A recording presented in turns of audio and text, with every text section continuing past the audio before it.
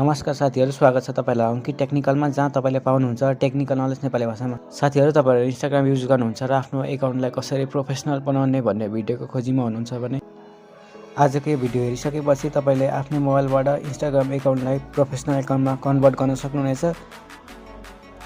Professional account बनाउँदाखेरि तपाईले personal account भन्दा धेरै फिचरहरु पाउन सक्नुहुनेछ। त्यसैले तपाईले आफ्नो एकाउन्टलाई पर्सनल एकाउन्टबाट प्रोफेसनल एकाउन्टमा कन्भर्ट गर्न सक्नुहुनेछ।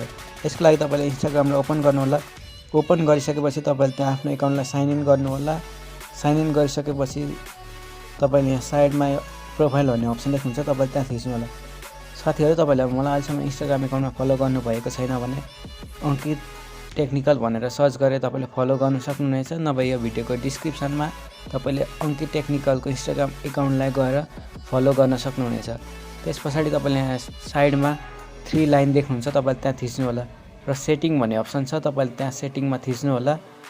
यहाँ थिचिसकेपछि तपाईले यहाँ एकाउन्ट भन्ने अप्सन देख्नुहुन्छ, सिम्पली तपाईले यहाँ थिच्नु होला। त्यसपछि तपाईले यहाँ मुनि स्क्रल गर्दै जानु होला र स्विच टु प्रोफेसनल एकाउन्ट भन्ने अप्सन छ, तपाईले त्यहाँ थिच्नु होला र यहाँ कन्टिन्युमा थिच्दै जानु होला, क्लिक गर्दै जानु होला।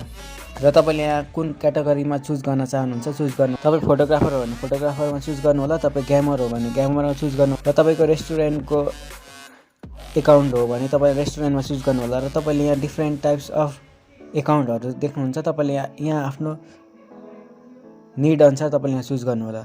र तपाई यहाँ अहिले चाहिँ म यहाँ भिडियो क्रिएटरमा चुज गर्न गइरहेको छु।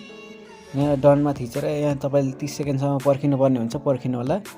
र यहाँ पर्खेपछि तपाईले यहाँ यो पेजमा रिडाइरेक्ट हुनुहुन्छ र तपाईले यहाँ क्रिएटर र बिजनेस हुन्छ, तपाई यहाँ माथि क्रिएटरमा थिचेर नेक्स्टमा थिच्नु होला।